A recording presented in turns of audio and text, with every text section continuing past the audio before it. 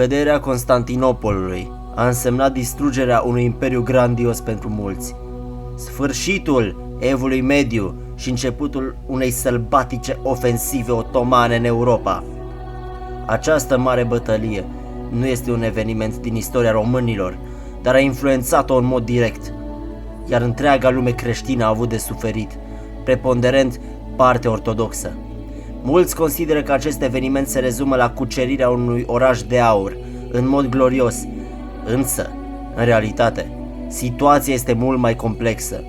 Sunt imperator și vă voi povesti despre curaj, naivitate și trădare în Căderea Constantinopolului.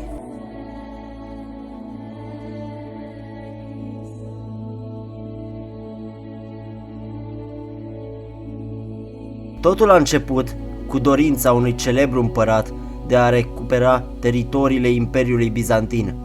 Alexios Comnenos i-a cerut ajutorul papei Urban al II-lea, iar acesta a inițiat prima cruciadă pentru a cuceri Ierusalimul. În total au fost 8 cruciade, însă doar prima a fost încununată cu un veritabil succes. Astfel, romano-catolicii, latinii, se aflau în alianță cu grecii ortodoxi, dar între ei se afla o mare schismă, iar această neînțelegere a avut urmări grave. Astfel, venețienii Cruciadei a patra i-au trădat pe bizantini și au atacat Constantinopolul. L-au prădat fără milă, majoritatea operelor de artă și cultură fusese răfurate și și-au bătut joc de lăcașurile de cult ortodoxe. Prădarea Constantinopolului a avut loc în anul 1204 și abia în 1261 au putut grecii să-și recupereze frumoasa capitală, care din păcate devenise o ruină. Constantinopolul a mai agonizat 200 de ani. Turcii otomani cucereau în continuu teritoriile Bizanțului, până când rămăseseră doar capitala și provincia Moreia. Împăratul a cerut din nou ajutorul Occidentului, iar papa Eugenie al IV-lea a vrut să pună mâna pe Constantinopol din punct de vedere religios, din câte se pare. La Consiliul de la Ferrara Florența s-a încercat unirea celor două biserici, cea ortodoxă și cea catolică, dar acest consiliu nu a fost bine văzut în Constantinopol, iar oamenii strigau pe străzi: mai bine turbanul sultanului decât mitra papei. Bizanțul s-a amestecat în jocul de putere otoman. Sultanul murise, iar fiii lui Mehmed și Orhan se aflau în conflict. Grecii au ales să-l susțină pe Orhan. Decizie greșită.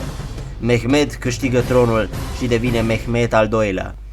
Împăratul Bizanțului, Constantin al XI-lea Paleologul, refuză să mai plătească tribut, își dă seama de iminența invaziei otomane, strânge provizii, soldați, transmite conducătorilor apuseni strigătul său disperat de ajutor.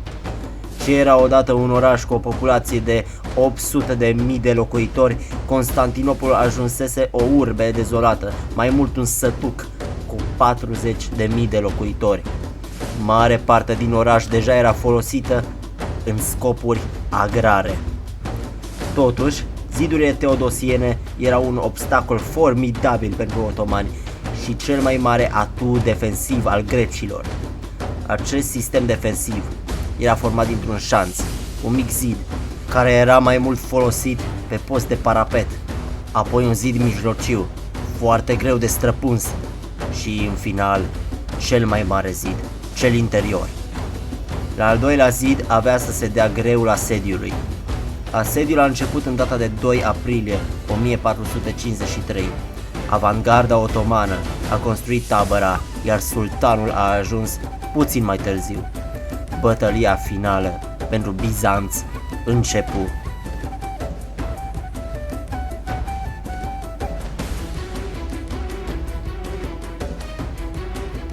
Otomanii au adus pe câmpul de luptă vreo 100.000 de soldați, un număr considerabil de tunuri și peste 100 de nave de război. În schimb, bizantinii aveau doar 7.000 de soldați instruiți, puține tunuri și aproximativ 500 de italieni mercenari, sub comanda genovezului Giovanni Giustiniani, care avea să preia comanda întregii apărări terestre.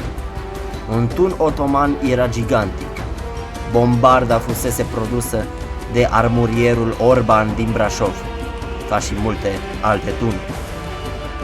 Un lanț masiv a fost tras peste Cornul de Aur pentru a preveni un atac de pe mare. Bătălia a început prin asaltul zidurilor. Atacatorii fuseseră respinși, iar tunurile otomane aveau o rată de tragere atât de mică încât reîncărcarea dura aproximativ 3 ore. În acest timp, Giustinianii putea să reorganizeze defensiva și să repare zidurile. Cei distrugeau otomanii ziua, reparau grecii noaptea. Bizantinii au încercat să execute de asemenea ieșiri, însă nu au funcționat. Din cauza bombardamentului, cele mai mari tunuri bizantine fuseseră distruse, iar cele mici erau ineficiente aproape. Turcii au încercat și atacuri de noapte, însă au fost respinși și de data aceasta.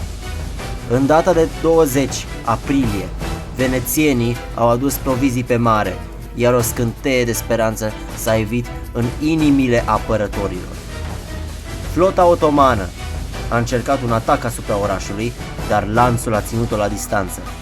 După încă 2 atacuri eșuate, otomanii construiesc un turn gigantic de asediu și atacă zona Vlaherne, dar Giustinianii reușește să distrugă turnul cu butoaie cu praf de pușcă. Atacatorii au încercat să pătrundă în oraș, săpând tunele sub ziduri, însă ingineri turci au fost capturați, torturați, contratunele au fost săpate, iar forțele otomane au fost din nou respinse. Între timp, otomanii transportă navele pe uscat pentru a ocoli lanțul și le lansează în Cornul de Aur.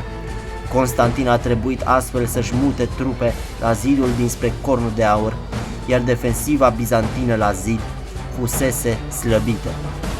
Ziua de 28 mai a fost liniștită pentru ambele tabere, deoarece urma asaltul final. Constantin ordonă ca icoanele și moaștele să fie scoase și să fie plimbate de-a lungul zidurilor. Toți se rugau împreună, ortodoxi și romano-catolici, iar în catedrala Sfânta Sofia se ținea slujba oficiată de episcop de ambele credințe. În dimineața zilei de 29 mai începe asaltul final. Prima dată atacă asabii, tot la Palatul Vlaherne, dar sunt respinși. Apoi anatolienii, care reușesc să pătrundă dincolo de ziduri, dar sunt respinși și ei. Giustinianii este rănit mortal în acest ultim asalt și se retrage, o lovitură masivă dată moralului apărătorilor. Trupe de elită otomane pătrund printr-o poartă lăsată deschisă în mod accidental și arborează steagul lor pe zid. Panica se stârnește astfel în rândurile bizantine și tot mai mulți otomani pătrund în oraș, care deschid și celelalte porți. Ceilalți fug, însă Constantin încearcă un contraatac disperat la poarta Sfântului Romanus, grav avariată de bombardament, însă este ucis și trupul lui nu a fost găsit niciodată. Constantin al XI-lea Paleologul a primit o moarte de erou alături de garda sa varegă. Legendele spun că ar fi fost dus de un înger într-o peșteră și acolo ar aștepta recucerirea orașului de către greci. Mehmed și-a lăsat soldații să prade orașul 3 zile. Nenumărate lucrări cu o valoare inestimabilă au fost pierdute sau distruse, iar o mare parte din populație a fost vândută în sclavie. Otomanii nu s-au arătat milostivi de cei care s-au refugiat în catedrala Sfânta Sofia. Copii, bătrâni și invalizi au fost masacrați în mod animalic, iar cei în putere au fost vânduți ca sclavi. Altă legendă spune că un preot ținea atunci Sfânta Liturghie și ținea cinstitele daruri în mâini când otomanii au năvălit. Preotul a intrat în zid și are să iasă de acolo pentru a sluji mai departe Sfânta Liturghie doar când Constantinopolul are să fie recapturat de greci. Constantin al XI-lea este considerat de către ei, grecii, erou național.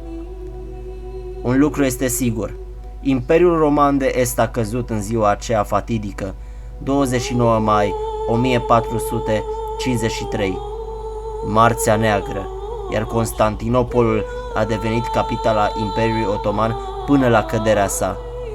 Astfel, otomanii au putut să se concentreze spre vest. Căderea Constantinopolului a fost un semnal de alarmă pentru întreaga lume creștină, în special cea ortodoxă. Acest eveniment i-a motivat pe români să lupte ca leii pentru a-și apăra glia strămoșească, familiile și credința.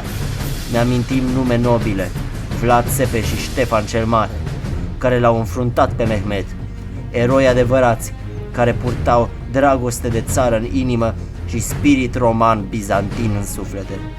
Despre aceștia însă vom vorbi în alt documentar. Morala acestui eveniment este următoarea: aveți grijă cui cereți ajutorul.